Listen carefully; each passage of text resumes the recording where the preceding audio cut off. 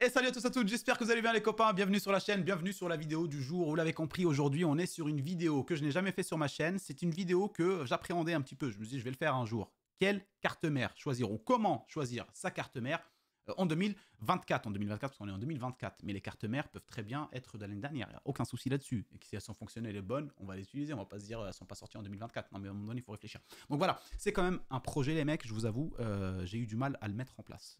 Déjà, ça fait un petit bout de temps que je voulais le faire, mais je décalais un petit peu parce que je vous explique. Petite pause. Ça veut dire pause. Non, mais en gros, je vous explique. C'est là, je me suis rendu compte au moment de la préparation de la vidéo. Déjà, j'ai pris des notes, hein, attention. Là, j'ai pris beaucoup de notes. Hein, je me suis fait chier. Je me suis fait chier pour bien être carré lors de l'explication. Parce que ceux qui me regardent, et enfin, mes viewers proches de mon cœur et de moi-même, savent très bien que j'ai tendance à me dissiper.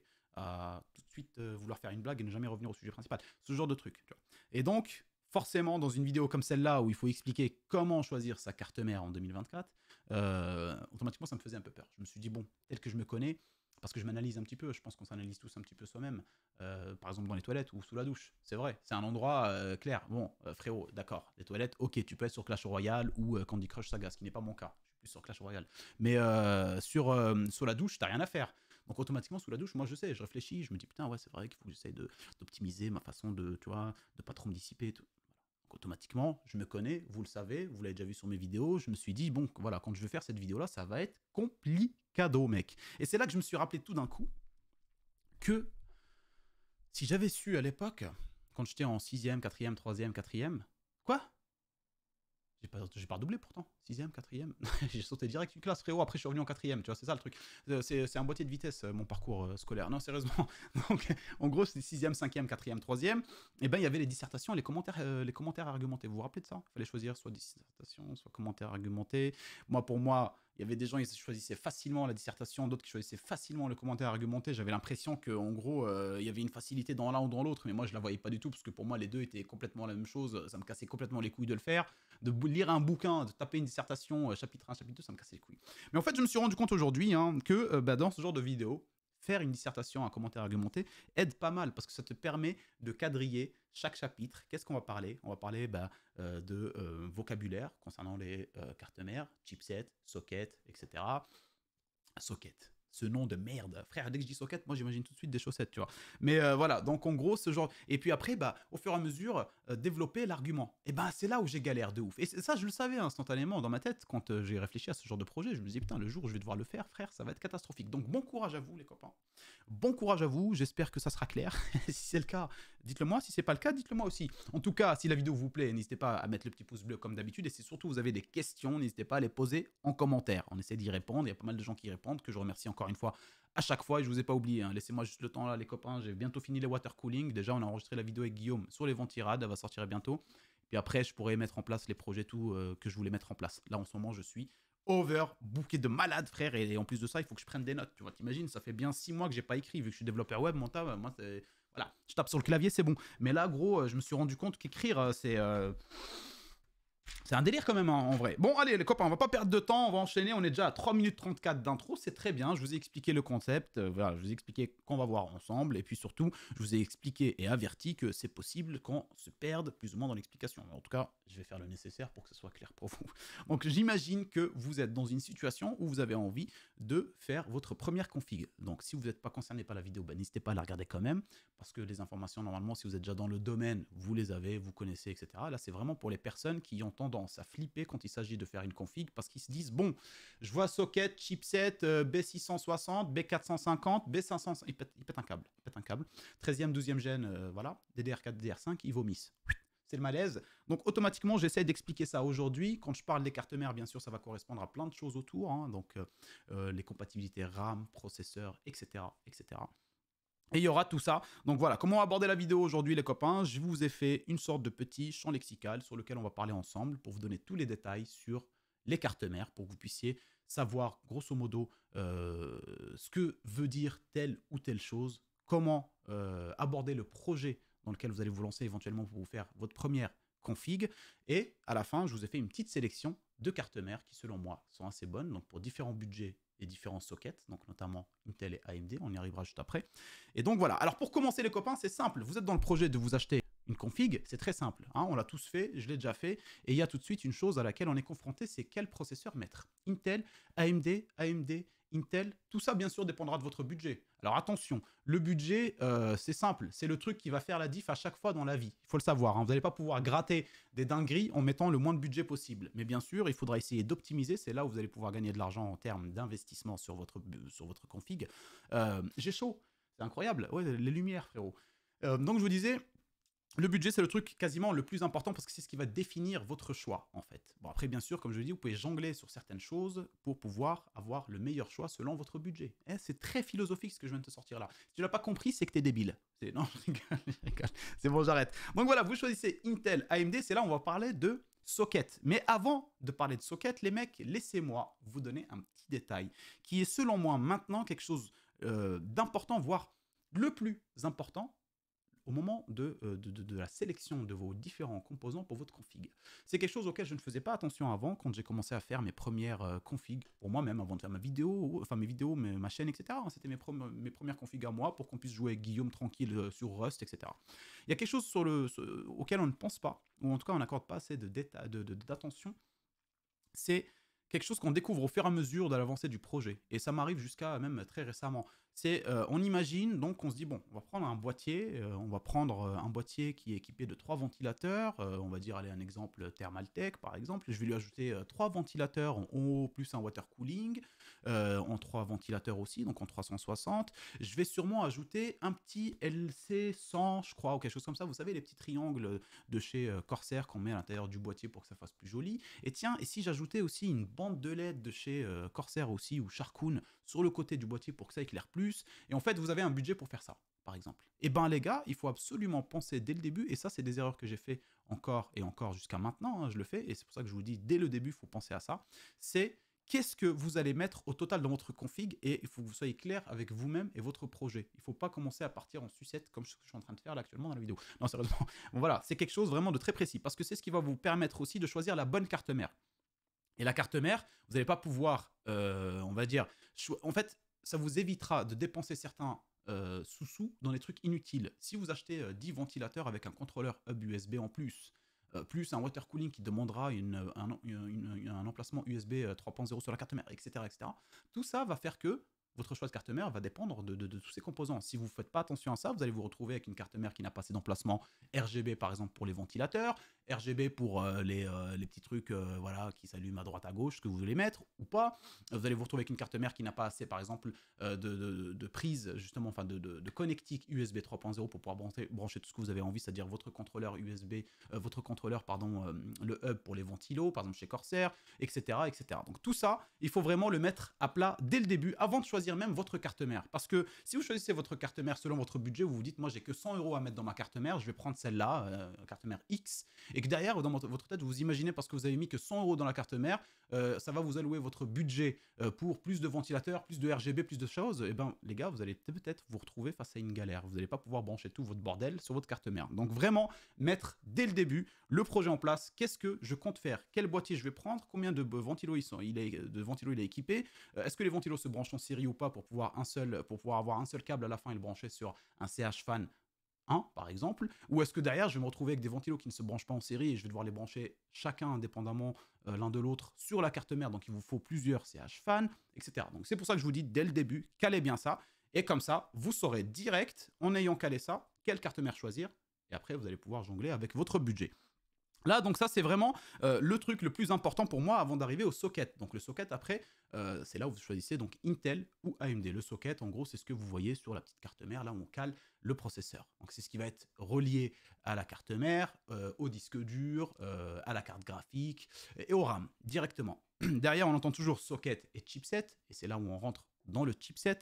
Le chipset, c'est ce qui va correspondre à ce que je vous disais un petit peu juste avant, c'est la mise en place de votre projet. Alors forcément, plus vous allez avoir envie de faire des choses avec votre carte mère, franchement des trucs, etc., plus vous allez devoir monter en gamme en termes de chipset. Le chipset, vulgairement parlant, on peut dire que c'est la gamme de la carte mère. Mais techniquement parlant, c'est à l'intérieur de la carte mère, c'est une sorte de petite, comme ils disent sur Internet, colonne vertébrale, pour reprendre les mots, en silicium, en gros, qui connecte le tout. Voilà, vous avez compris, qui connecte le tout, les différents PCIe, enfin bref, tout ça. Tout est connecté, via le chipset. Et plus vous allez monter en gamme de cartes mères, plus vous allez avoir un chipset intéressant, et donc forcément plus vous allez avoir de prises USB à l'arrière, plus vous allez avoir de prises de ports RGB, etc., plus vous allez avoir d'emplacements SSD, etc., etc. Donc plus vous montez en gamme dans le chipset, plus vous avez ce genre de choses. Donc ça correspond bien à ce que je vous disais juste avant.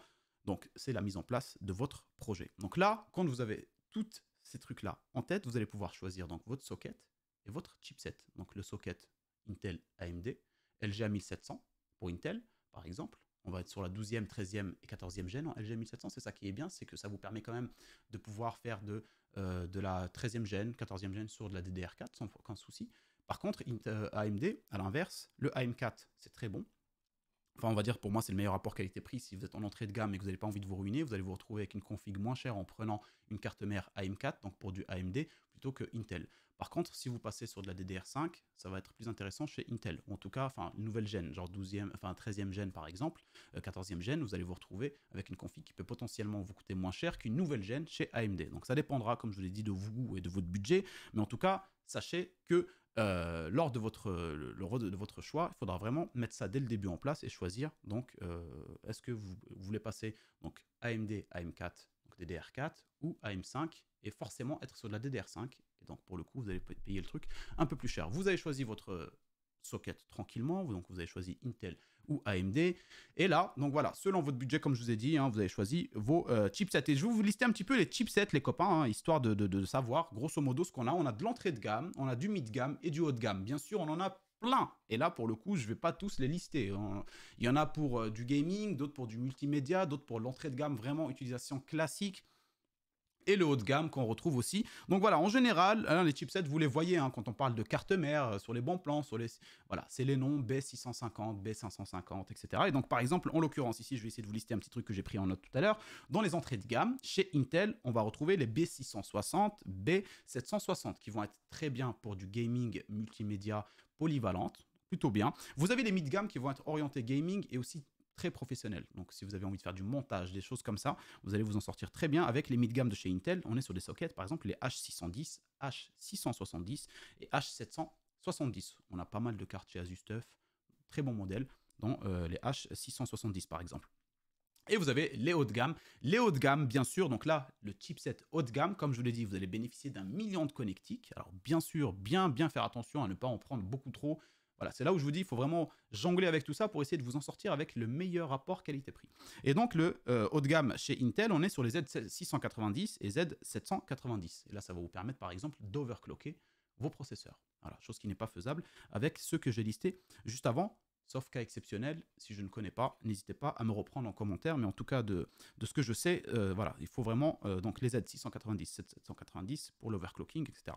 Chez AMD, les chipsets, vous les connaissez peut-être pas, mais voilà, on va rentrer directement en mid-gamme, donc milieu de gamme, B450, B550. Là, on est sur du AM4, DDR4.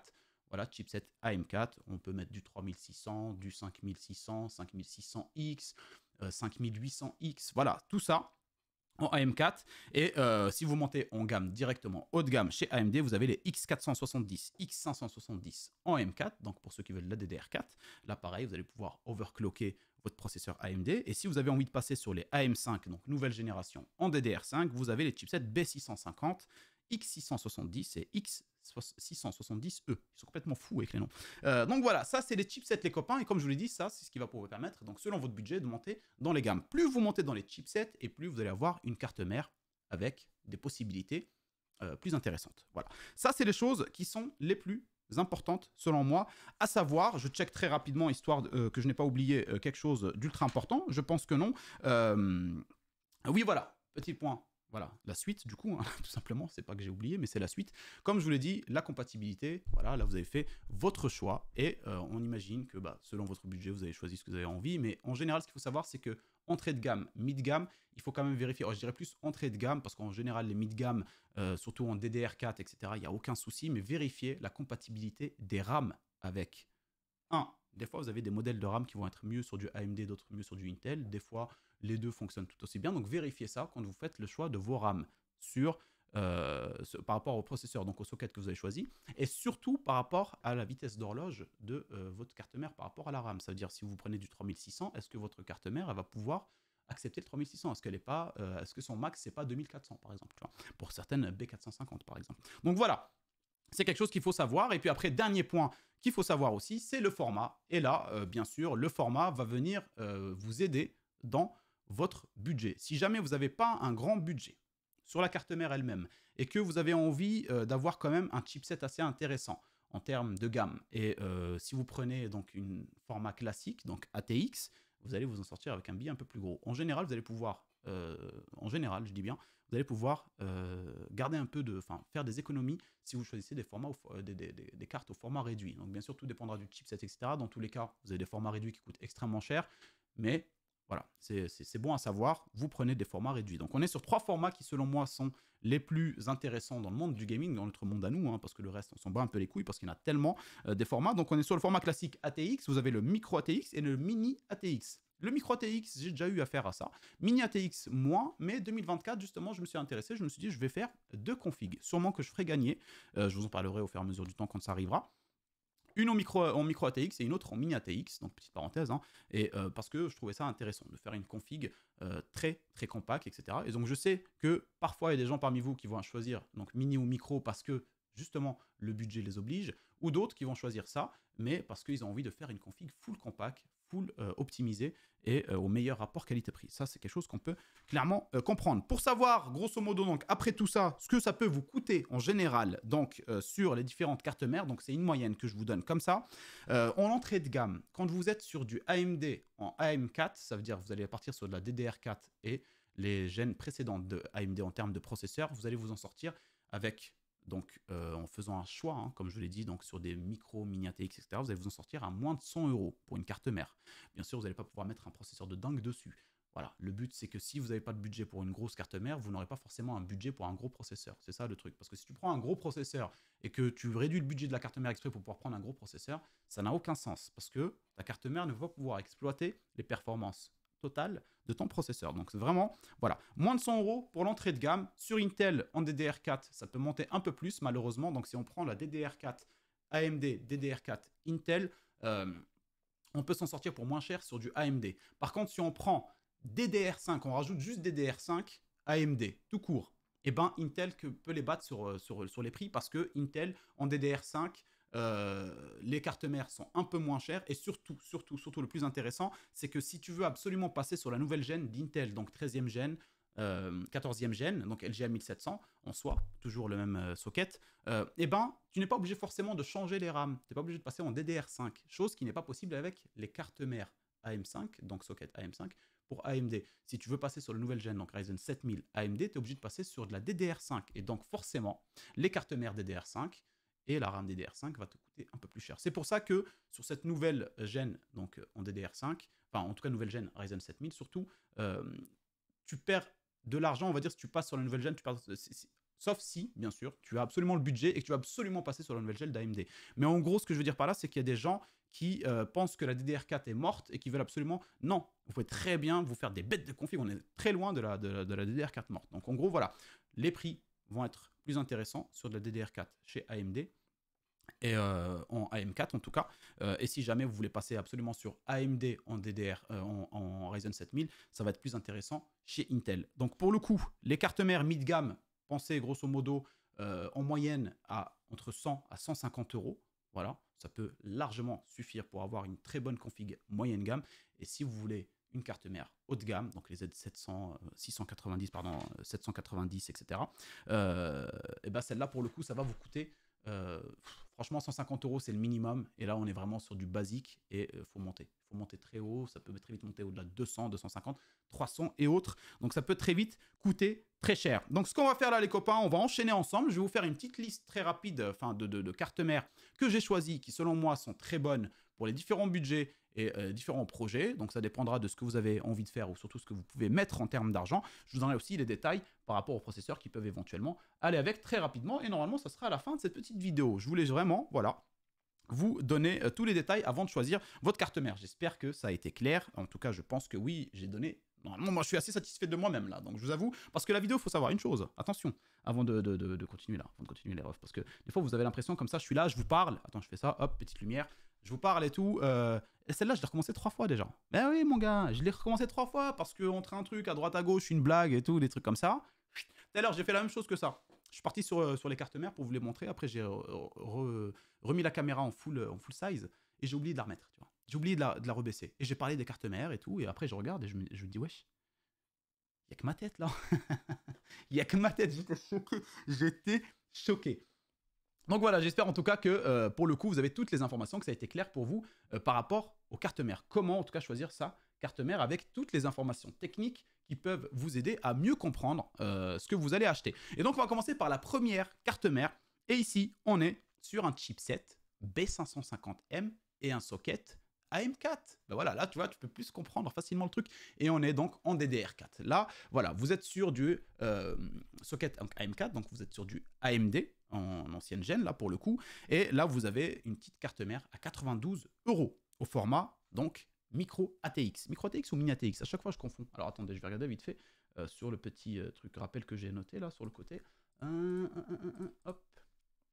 Là, c'est du micro ATX, ouais, c'est ça. Micro ATX, et ouais, je confonds toujours entre les deux. Et donc, je vous disais, voilà, on est sur du micro ATX ici pour du AMD. Alors, ceux qui veulent se faire une config pas très chère, c'est-à-dire entrée de gamme, en l'occurrence, vous l'avez compris ici, autour de 750-800 €, vous pouvez prendre cette carte mère-là à 92 €. En plus, elle est très intéressante parce que pour son prix, elle dispose quand même de 4 slots de RAM. Parce qu'en général, je vous déconseille clairement, sauf cas extrême, vous n'avez vraiment pas de visu sur l'avenir, hein. Vous êtes tellement en galère que vous n'avez aucun visu sur l'avenir, aucun espoir. Eh ben, vous pouvez prendre une carte mère avec 2 slots RAM. Vous vous dites, de toute façon, je suis pas sûr d'être là dans 2 semaines. Non, donc, non, sérieusement. Mais voilà, mais les deux slots RAM, ça, c'est à éviter parce que plus tard, si vous avez envie de changer, ajouter des RAM ou autre, ça peut être très vite galère. Là, ce qui est intéressant, c'est que pour son prix, sur de la DDR4, en AM4, pardon, sur du AMD, donc, vous avez 4 slots de RAM. Voilà, c'est très intéressant. Vous avez 2 slots de SSD et pour franchement son prix, c'est terrible. 92 €. Alors pour celle-là, vous allez pouvoir par exemple tout simplement mettre un 3600, hein, voilà, 3600, une petite entrée de gamme pour de la Full HD, ça fera largement l'affaire. Pour ceux qui veulent aller plus loin, vous avez celle-là. Bien sûr, vous allez pouvoir faire moins cher dans les cartes mères que je vous ai proposées, mais je vous ai mis que des coups de cœur. Donc c'est ce que moi, je vous conseille. Celle-là, c'est ce que j'utilise actuellement dans mon PC qui est en train d'enregistrer. Là, on est sur une ROG Strix B550A Gaming et on est toujours pareil sur de la DDR4 sur du AMD. Donc socket AMD chipset B550A Gaming, ils l'ont ajouté. Mais voilà, on est sur du B550 et là, voilà, vous avez une carte mère très intéressante. Alors avec celle-là, 165 €, vous allez être ultra à l'aise. Vous allez pouvoir avoir, par exemple, vous n'allez pas pouvoir faire de l'overclocking, bien sûr, sauf les RAM, les trucs comme ça, mais pour le processeur, ça ne va pas être le cas. Vous avez la possibilité de mettre un Ryzen 5 5500, 5600, 5600X, 5700, 7000, et voilà, la totalité. Non, franchement, regardez, par exemple, moi, la mienne, j'ai un processeur dessus, donc celle-là, là, exactement celle-là. Mon processeur, c'est le Ryzen 7 5800X, et voilà, autant vous dire que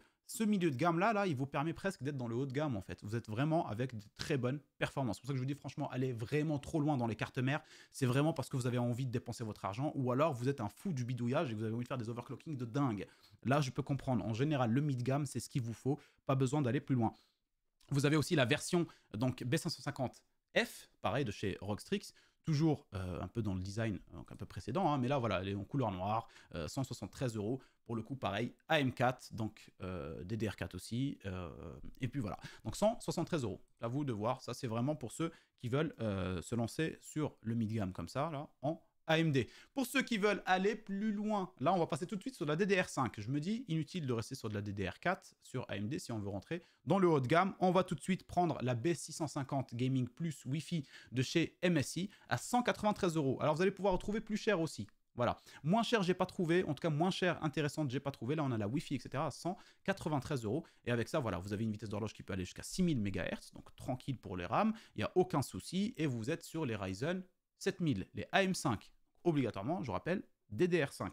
Et avec celle-là, les copains, vous allez pouvoir overclocker sans problème. Bien sûr, encore une fois, je précise, si je fais des erreurs ou autre, n'hésitez pas à me reprendre en commentaire. Ça, c'est important. Il n'y a aucun souci de corriger les trucs. Mais normalement, tout est carré, mon ref. Il n'y a pas de souci. Donc voilà, je te disais, enfin, je vous disais, c'est incroyable ça, de se sentir comme ça, tout d'un coup, en tête à tête avec l'un d'entre vous, ou l'une d'entre vous. On ne sait pas. Et là, je m'envole. Non, je rigole. N'importe quoi, n'importe quoi. Donc je vous disais, la B650, voilà, AM5, vous pouvez mettre un 7600X par exemple, 7700X ou le 7800X 3D sans aucun problème sur cette carte. Et si jamais vous avez envie d'aller un peu plus loin en termes de beauté, etc., vous avez la Asus TUF Gaming B650 Plus Wi-Fi à 244. Donc vous voyez, hein, c'est à vous de voir ce qui vous intéresse. On enchaîne avec les Intel. Là pour le coup, les Intel, voilà, pareil, hein, je rappelle les petits sockets qui étaient intéressants en l'occurrence pour nous. Et la B660, B760 en entrée de gamme. Les mid-gamme, ça va pas nous intéresser de ouf, les H610, etc. Mais bon, voilà, pour ceux qui font du montage, des choses comme ça, du travail aussi professionnel, intensif, vous pouvez aller dessus. Et les hauts de gamme, les Z690 et Z790 qu'on verra juste à la fin. Là, on va rester sur de la DDR4 simple en LGA 1700, donc 12e, 13e gène. Je rappelle encore une fois, vérifiez à chaque fois lorsque vous avez choisi votre carte mère si le processeur que vous allez prendre, même si c'est de LGA 1700, donc 12e, 13e gène, est-ce que ça dispose de la dernière version mise à jour BIOS. Si ce n'est pas le cas, pas de panique, vous pouvez tout aussi le faire. Il n'y a pas vraiment de risque, sauf si vous faites n'importe quoi, bien sûr, comme tout. Ah, ben voilà. Donc, pardon, encore une fois, un petit rototo surprise. 126 € pour une carte mère au format micro ATX. Encore une fois, ici on est sur la B760M de chez Gigabyte. Et pareil, hein, on retrouve ici une très bonne carte mère, en tout cas pour son prix, avec 4 slots RAM, 2 slots de SSD NVMe, dont un avec un petit dissipateur. Ils se foutent pas de notre gueule. Donc voilà, 126 € pour cette petite carte mère. Pour ceux qui veulent passer sur du LGA 1700, donc 12e, 13e gène encore une fois, en DDR4. Pour ceux qui ont un peu plus, vous avez ici une carte mère que je vous conseille, du coup pour moi, celle-là, pour la version Intel, c'est celle que je vous conseille, en gros je vous ai pas dit. Mon coup de cœur, hein, c'est soit celle-là, si vous avez envie de prendre du AMD.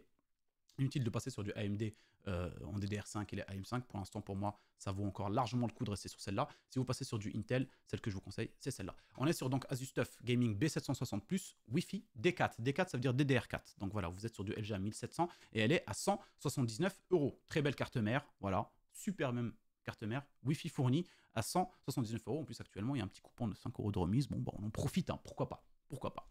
Et on continue donc avec un chipset un peu plus haut, B760 Plus Wi-Fi, enfin un chipset n'importe quoi, une gamme, on va dire, en termes de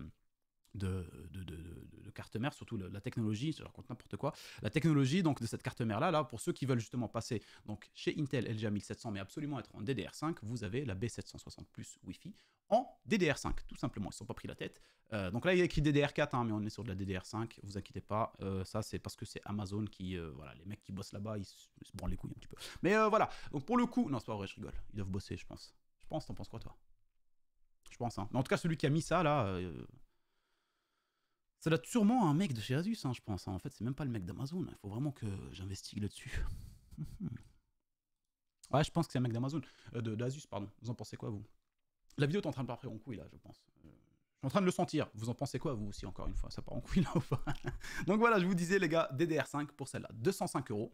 Et même chose, 179 ici, mais en DDR4. Et là, pour le coup, vous avez la possibilité de passer facilement sur par exemple, 12400F, 13400F, 13600K, si vous avez envie. Mais franchement, voilà, pour aller beaucoup plus loin que ça, je vous conseillerais de passer sur une carte mère. Vous pouvez même mettre un 13600KF, etc. Il n'y a pas de souci, hein, sur celle-là. Hein. Clairement, il n'y a pas de souci. Mais si vous voulez overclocker, c'est là où ça devient plus intéressant, comme je vous l'ai dit, de passer sur une Z790. Et la Z790, la plus intéressante actuellement que j'ai trouvée en termes de prix, sur du LGA 1700, donc Intel 12e, 13e, 14e gène. C'est quoi ce bordel là? Allez, nous avons activé l'assistant stockage, mais j'en veux pas ton assistant stockage. Donc, et on est en DDR5, ici, voilà, avec cette carte mère là, à 279 €, vraiment un prix assez intéressant, surtout pour la gueule, hein, elle est super belle, super jolie, avec des grosses VRM et tout. Avec celle-là, vous allez pouvoir faire de l'overclocking, notamment par exemple le 13600, vous allez pouvoir hein, l'overclocker. Sachez que le K chez Intel, ça veut dire que vous allez pouvoir l'overclocker. Voilà. Faites bien attention à ça. Voilà les copains. Donc là, voilà les différentes cartes mères que je conseille. Clairement, si j'ai vraiment à vous dire mon coup de cœur, moi, enfin en tout cas celle que je vous conseille réellement dans ce spécialiste... Wouh! Ma bouche, elle a mangé les mots. T'as déjà eu, hein, tu vois? Est-ce que t'as déjà mangé des mots? Moi, je viens d'avoir le goût des mots, là, tu vois. Je l'ai tellement grignoté à cette phrase-là que j'ai eu enfin le goût des mots. Donc, je vous disais, ce que je vous conseille dans cette sélection, mon petit coup de cœur, c'est la B550A ou la B550F, pour ceux qui veulent donc du AMD. Vous restez en DDR4. Inutile d'aller en DDR5 pour le moment, sauf si vous avez le budget pour. Si vous n'avez pas le budget pour, le DDR4 AM4 sera largement suffisant avec ces deux cartes mères là. Si vous voulez passer sur du Intel, je vous conseille clairement de passer sur, toujours pareil, DDR4 parce que c'est largement encore utilisable. Attention, hein, qu'on ne vous trompe pas en vous disant que la DDR5, non, la DDR4, elle en a encore pour longtemps. Donc sachez que voilà, vous avez encore le temps d'upgrade, de faire, etc. Il n'y aura aucun souci. Je vous conseillerais de passer sur la B, donc 760+, pour ceux qui veulent aller sur du LGA 1700, donc sur du Intel. Vous prenez celle-là à 179 €. Et puis bah là, vous pouvez mettre un 12400F, 13400F. Petit détail que j'ai pas donné tout à l'heure, sur celle-là, je vous conseillerais de partir sur un 12100F. Voilà, 12100F. Donc i3 12100F, vous partez dessus et ça vous suffira largement pour cette petite carte mère. Voilà pour la petite sélection des cartes mères que je vous conseille les copains, et surtout tous les détails techniques et les langages, le vocabulaire qu'on retrouve autour des cartes mères. J'espère avoir été clair, mis à part les petites dissipations à droite à gauche, les blagues à droite à gauche, etc. J'espère qu'en tout cas ça vous a plu. On est à 30 minutes de vidéo. Pour moi, c'est parfait, c'était le nécessaire pour vous présenter très rapidement le monde des cartes mères en termes donc très rapides, hein, bien sûr, on n'est pas entré dans les détails extrêmes, on va pas parler des condensateurs, des résistances de la loi d'Ohm, etc. Mais les trucs les plus importants que vous devez savoir avant de choisir votre carte mère, vous les avez, et surtout vous avez une petite sélection que je vous ai fait. J'espère encore une fois que la vidéo vous a plu les copains. Si c'est le cas, un petit pouce bleu comme d'habitude. Moi je vous laisse, je vais aller prendre une douche parce qu'avec toutes les lumières là je suis en transpi total, en plus je me suis habillé en ours blanc. Je vous fais un gros bisou, portez-vous bien, bonne fin de semaine et on se voit dimanche prochain pour la vidéo du dimanche. Bisous!